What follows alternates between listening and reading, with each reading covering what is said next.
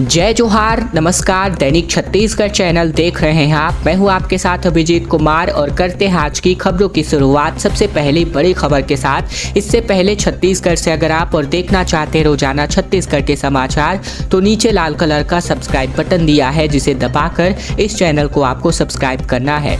पहली बड़ी खबर, छत्तीसगढ़ की राज्यपाल ने छत्तीसगढ़ भू राजस्व संहिता संशोधन अधिनियम 2022 को मंजूरी दे दी है, जिसकी वजह से किसानों को अब भूमि का मालिकाना हक मिलने जा रहा है। छत्तीसगढ़ के पट्टाधारी किसानों को सरकार जमीन का मालिक बनाएगी। इसके लिए सरकार ने राजस्व कानून में संशोधन कर दिया है। इस संशोधन विधेयक को राज्यपाल अनुसुईया उइके ने मंजूरी दे दी है। इससे राज्य के तकरीबन 1,28,000 किसानों को सीधा लाभ होगा। इन किसानों के पास तकरीबन 1,38,000 हेक्टेयर से भी अधिक का पट्टा है, जो उन्हें शासन की विभिन्न योजनाओं के तहत प्रदान किया गया है। जुलाई में हुए मानसून सत्र में राजस्व मंत्री जयसिंह अग्रवाल ने ये संशोधन विधेयक प्रस्तुत किया था।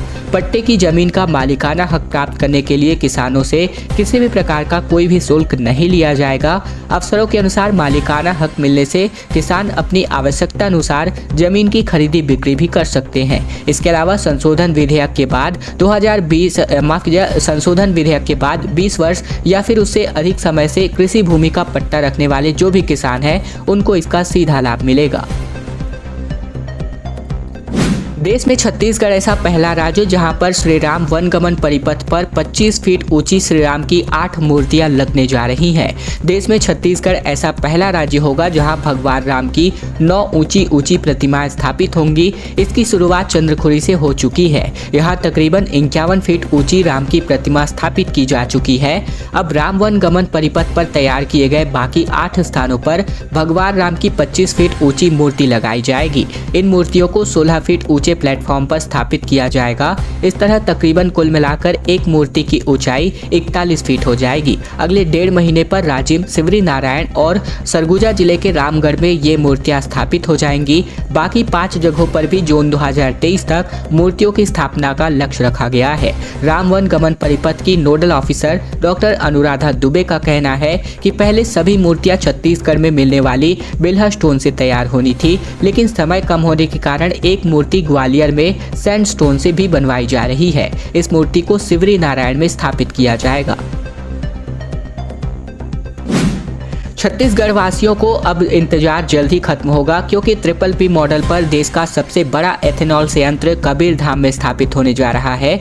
कलेक्टर ने निर्माण कार्यों का जायजा भी ले लिया है। कवर्धा कलेक्टर जन्मेजय महोदय ने शनिवार को भोरमदेव सहकारी शक्कर कारखाना के पास बन रहे प्रदेश के सबसे बड़े और पहले एथेनॉल प्लांट का निरीक्षण किया। कलेक्टर ने कृषि पर आधारित एथेनॉल प्लांट के निर्माण कार्यों में और भी ज्यादा तेजी लाने और समय सीमा के भीतर इसका निर्माण कार्य पूरा करने का निर्देश दिया। इस पर एनकेजे बायोफिल ने तकनीकी अधिकारियों से बताया कि आगामी 9 वर्ष तक निर्माण कार्य पूरा कर लिया जाएगा। छत्तीसगढ़ सरकार कबीरधाम जिले में प्रदेश के सबसे बड़े और पहले एथेनॉल प्लांट की स्थापना कर रही है। कृषि पर आधारित एथेनॉल प्लांट भूपेश सरकार की प्राथमिक योजनाओं में शामिल है।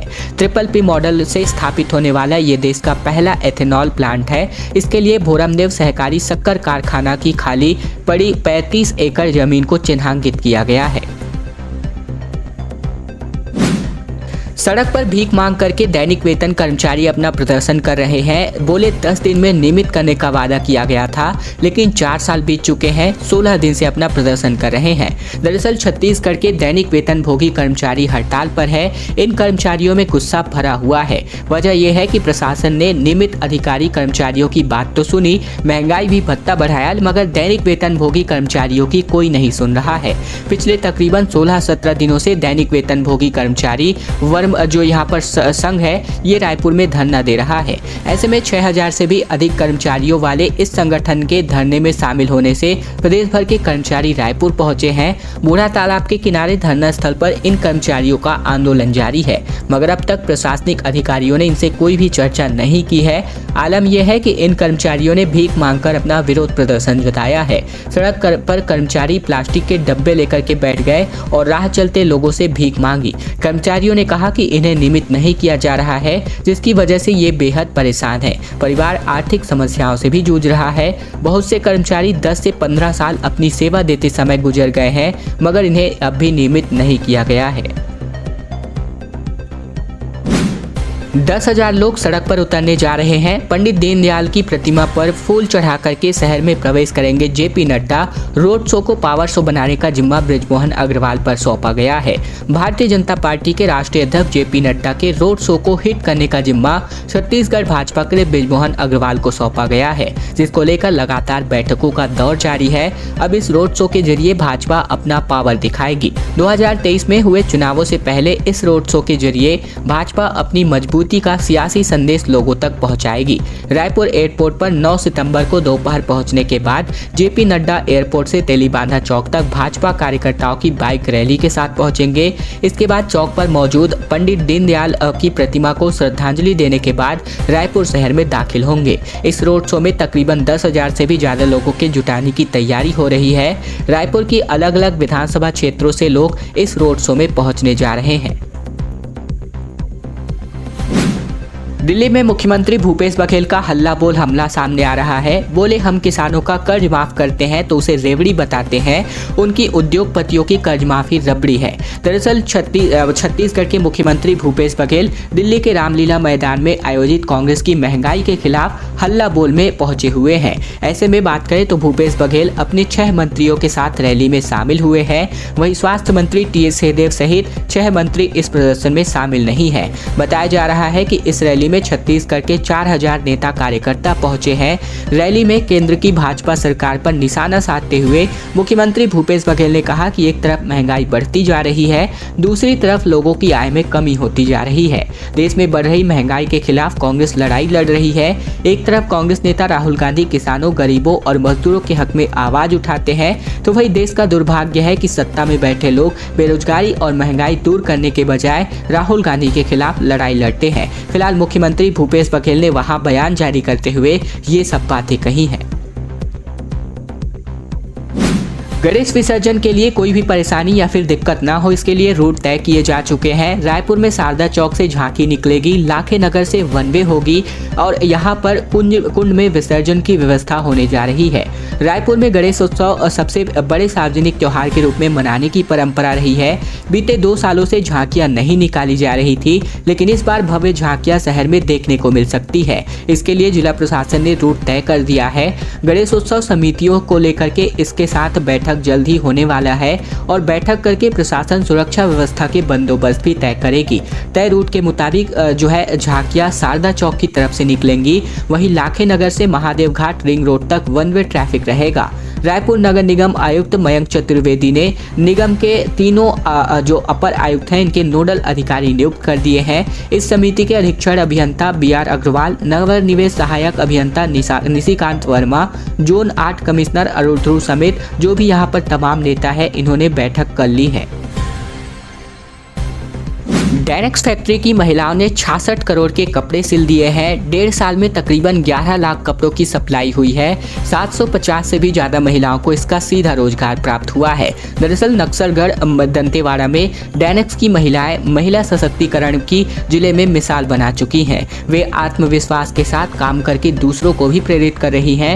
1.5 सालों में डायनेक्स फैक्ट्री से तकरीबन 66 करोड़ रुपए के 11 लाख कपड़े बनकर बेंगलुरु सहित अन्य जगहों पर भेजे जा चुके हैं। इस फैक्ट्री से तकरीबन 750 से भी ज्यादा लोगों को रोजगार मिला है और ऐसे में महिलाएं आर्थिक रूप से मजबूत बन रही हैं।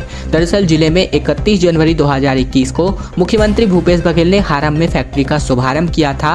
हारम के बाद बारसूर, कटे कल्याण में भी डायनेक्स की यूनिट स्थापित की जा चुकी है। यहाँ महिलाएं बेहद उत्साहित होकर काम कर रही हैं। काम करने से पहले महिलाओं को उच्च स्तर का सिलाई मशीन का प्रशिक्षण भी दिया गया था।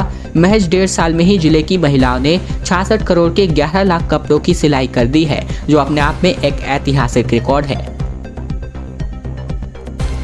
इस बार नजर नहीं आएंगी सचिन और सहवाग की ओपनिंग जोड़ी। रोड सेफ्टी क्रिकेट टूर्नामेंट के लिए इंडिया लेजेंड्स की टीम का ऐलान हो चुका है। राहुल शर्मा को इस बार मौका मिला है। 10 सितंबर से शुरू हो रहे रोड सेफ्टी क्रिकेट टूर्नामेंट मुकाबले में रायपुर के स्टेडियम में होने भी हैं। ऐसे में इस बार रायपुर के मैदान में सचिन सहवाग वाली जोड़ी नजर नहीं आएगी। इंडिया लेजेंड्स की टीम की घोषणा हो चुकी है, इसमें सहवाग का नाम नहीं है। इस बार टीम में कुछ दिन पहले संन्यास लेने वाले राहुल शर्मा को मौका दिया गया है।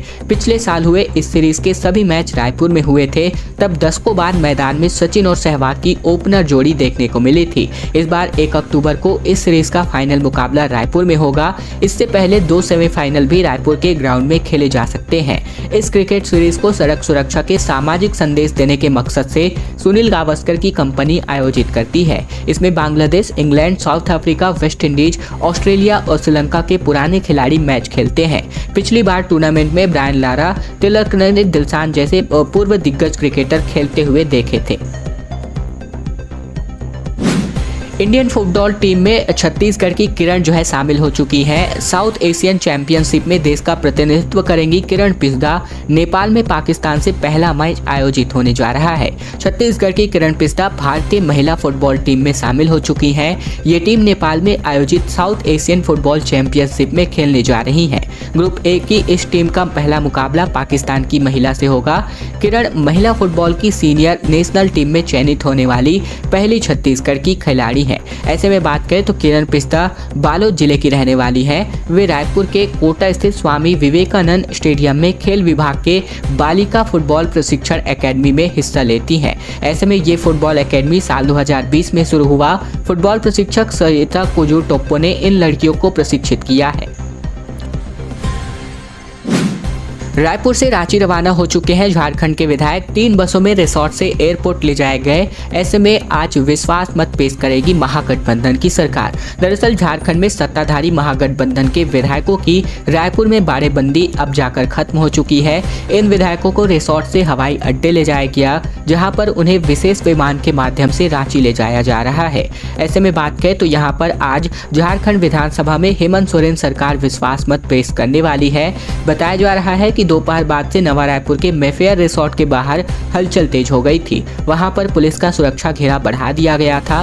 थोड़ी देर बाद कुछ बसें रिसोर्ट परिसर में दाखिल हुई। तकरीबन 1 घंटे बाद विधायकों को इन बसों में बिठाकर रायपुर के स्वामी विवेकानंद हवाई अड्डे ले जाया गया, जहां पर एयर इंडिया का विशेष विमान पहले से ही उनकी प्रतीक्षा कर रहा था। विधायकों और पदाधिकारियों सहित 35 लोगों का हवाई जहाज यहां पर रवाना हुआ। ये विमान रांची के लिए रवाना हो गया था।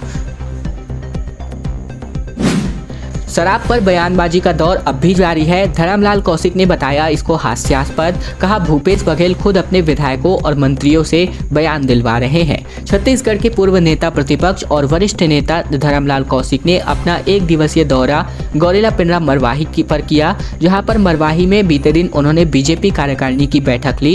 इसके बाद पत्रकारों से बातचीत के दौरान उन्होंने कांग्रेस नेताओं के शराब के पक्ष में आ रहे बयानों पर जमकर निशाना साधा।